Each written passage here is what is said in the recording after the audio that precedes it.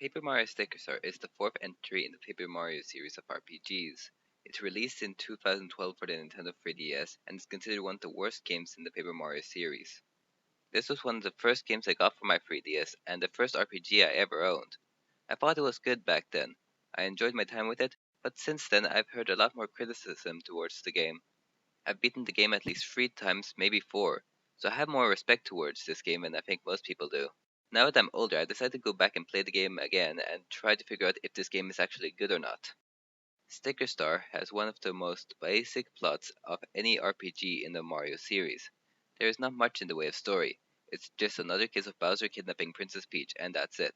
Basically, Bowser touched a comet which exploded, and the royal stickers that came with the comet were scattered across the land, with one of them landing on Bowser, making him all sparkly. Mario must travel across the world in order to recover the royal stickers and save Princess Peach. He is aided by a talking sticker named Kirsty, who doesn't do much except talk on behalf of Mario and give him some abilities. This plot is basic. It's like a new Super Mario Bros. Game where the game gets started and hardly anything else happens to expand the plot. The game itself is divided into 6 worlds, which are all level structured like the last game. I don't mind the game being separated by levels, but the Mario and Luigi series never had to do this, so I'm not quite sure why they chose it. The goal of most levels is to get to the end, which is represented by a comet piece, and like with New Super Mario Bros., some levels have multiple exits. The main goal is to recover the royal stickers, which the boss of each world has in its possession. Interestingly, the game is non-linear, and you can beat the bosses out of order. Now the worlds themselves, they aren't unique. They're all just typical New Super Mario Bros. Locales, such as grassy plains, desert, forest, ice world, jungle, and sky. At least the levels can be fun to go through and have some interesting ideas, but compared to the last 2 games and their locales, it's disappointing. As with previous Paper Mario games, Mario can jump to hit blocks and do platforming and use a hammer to interact with the environment. While exploring a level, Mario collects stickers, which he can add to the album on the bottom screen to use later.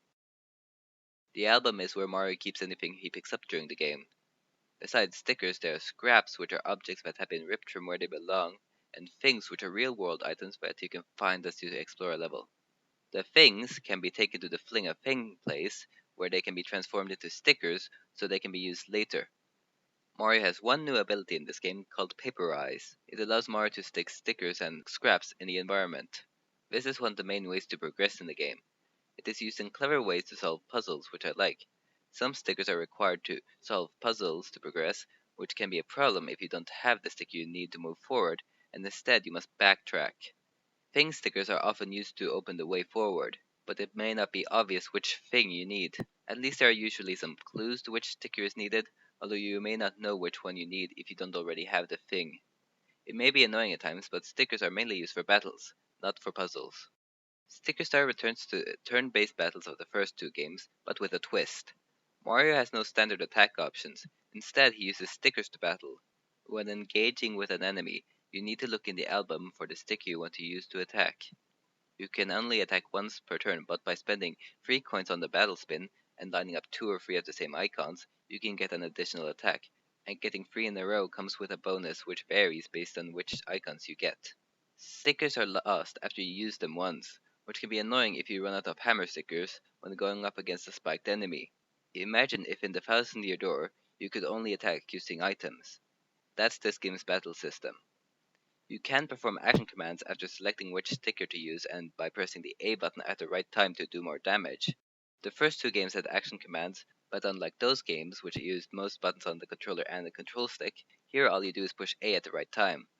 You can block attacks by pressing A when an enemy attacks, but you can't completely negate damage unless you are using a sticker to dodge or counter the attack. One problem is that you don't get any experience points from battling. Instead, you get extra coins if you defeat all enemies in battle on the first turn, and enemies can drop special stickers after battle. There's little incentive to battle because the coins aren't as rewarding as gaining experience points were. Your attack power doesn't increase since you don't level up. Your attack power is based on what sticker you are using. Stronger variants of a sticker will deal more damage. There are shiny stickers that are better than using regular stickers, and flashy stickers that are better than shiny stickers. Some stickers are bigger than normal stickers and take up more space in the album, but deal even more damage. Sphinx stickers used in battle replace special moves from the older games, as they each have an animation during which if you time your A presses you can do more damage. One problem I have with stickers is that they take up space in your album, and big stickers take up more space, so there's less space in the album. I have either too many stickers or too few stickers, and while you get more pages to store stickers as you progress, and can quickly sort stickers by pushing the start button while looking through the album, it's a bit messy. The battles can be fun at times, but it is flawed and gets old after a while. Sometimes I don't want to use my stickers because I want to save them for a boss, or I need them to solve a puzzle, which makes things more frustrating when I can't decide what stickers I want to use. Since you don't level up in this game, Mario's max HP is raised by finding HP plus hearts. The more HP plus hearts you collect also increases the attack power of first strikes, and if your first strike power is strong enough, you can instantly defeat them by jumping on them or hitting them with a hammer. I guess the reason why the developers changed the battle system is because having experience, FP, BP, badges, and partners wouldn't work that well with using stickers to battle. If the developers were to make the battle system as it was in the Thousand Year Door, then there would be no reason to call this game Sticker Star, because the stickers would be hardly used at all. The battle system works in this game, but it's nowhere near as fun as it was in the Thousand Year Door. The levels themselves are at least varied, and some are fun to go through.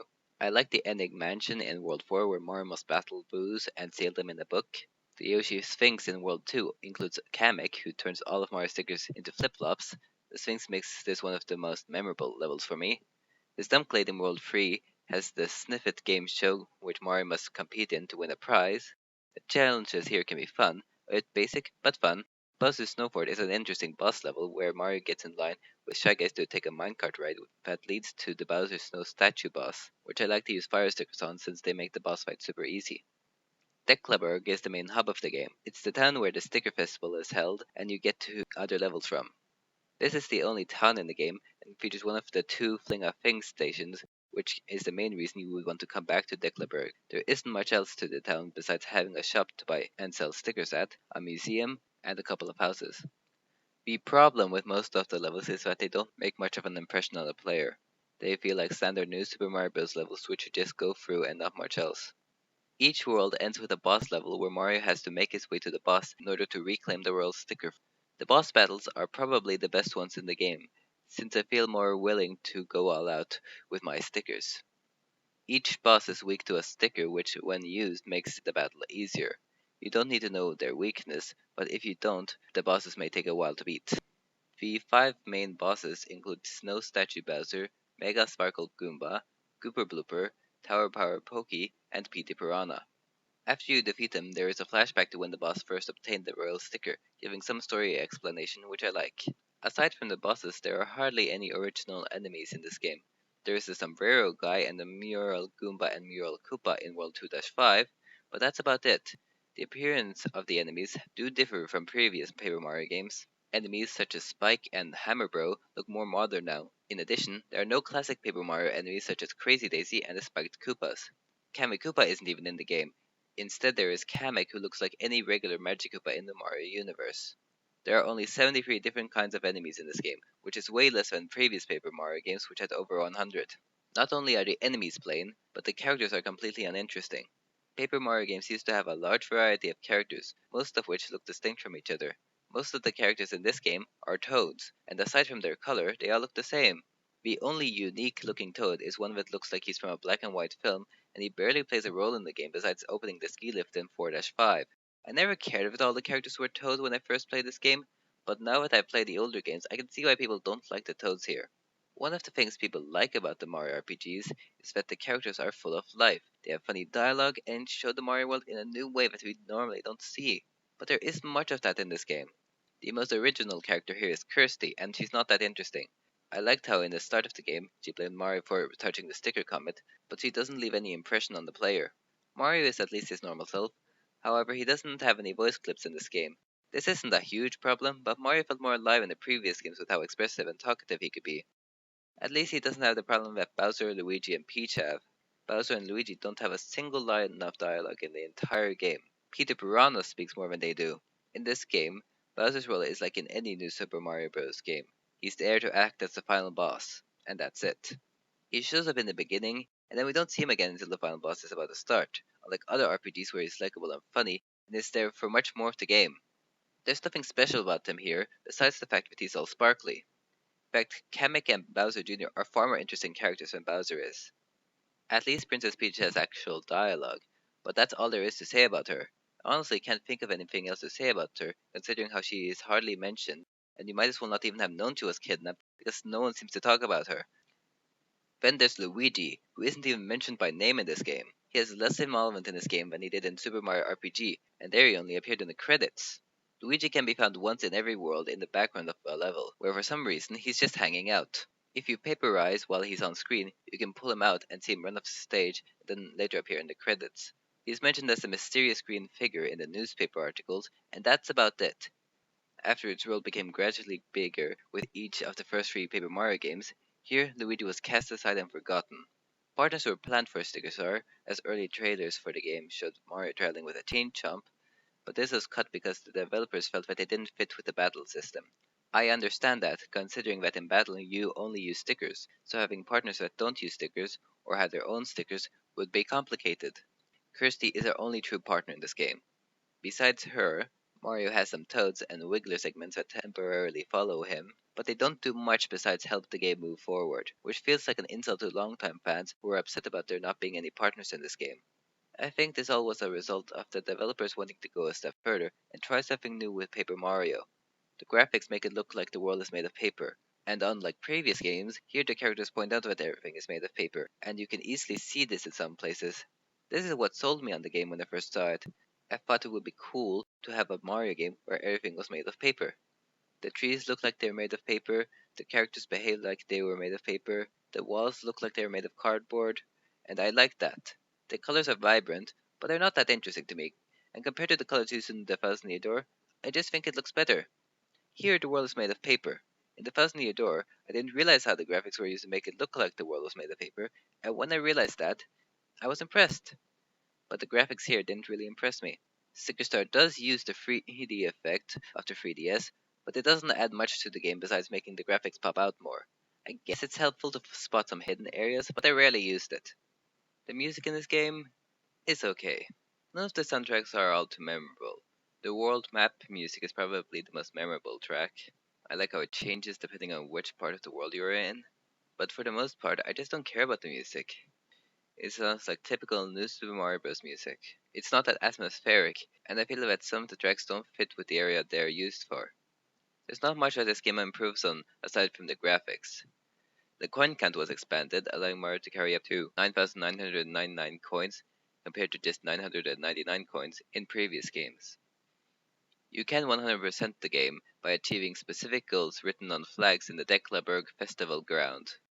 One goal involves getting one of every sticker type and placing them in the Sticker Museum in Declaberg. I collected all of the stickers back in the day, which was challenging but doable.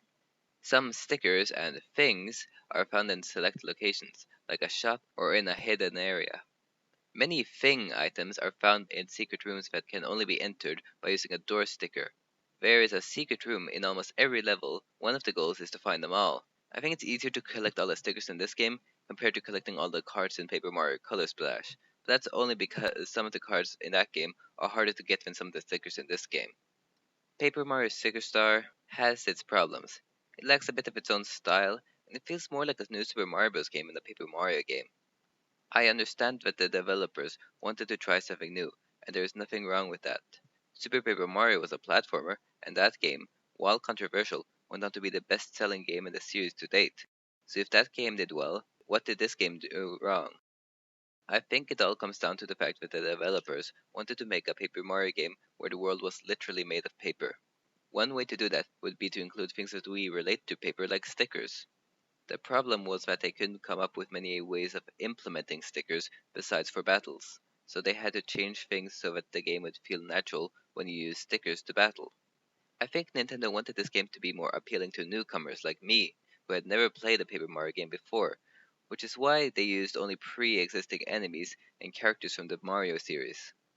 I think they succeeded in making a newcomer-friendly game, but that came at the cost of disappointing longtime fans who had grown up with the previous games. The final nail in the coffin was the game's story. Shigeru Miyamoto told the developers to give the game as little story as possible. That is what we have today. I don't hate Paper Mario Sticker Star. It just makes me sad. I liked this game when it first came out, but as time went by and I played the other Paper Mario games, I became more able to look critically at games, and it just got worse. Even though I know it's the worst game in the series, I don't think it's as bad as people make it out to be. For a casual gamer, this game is playable. As I said before, it feels like a new Super Mario Bros. Game, and like those games you can still have some fun while playing the game. The game is okay. It's not good, it's not bad, but okay. I'll always have a soft spot towards this game as it was the first RPG I ever played. I understand why so many people dislike the game, but I had some fun with it, and for my younger self, that was all that mattered. If you strongly despise this game, or don't see yourself playing the game, just play any other RPG in the Mario franchise. And that leads me to my closing statement. If you want a better sticker star, just play Color Splash.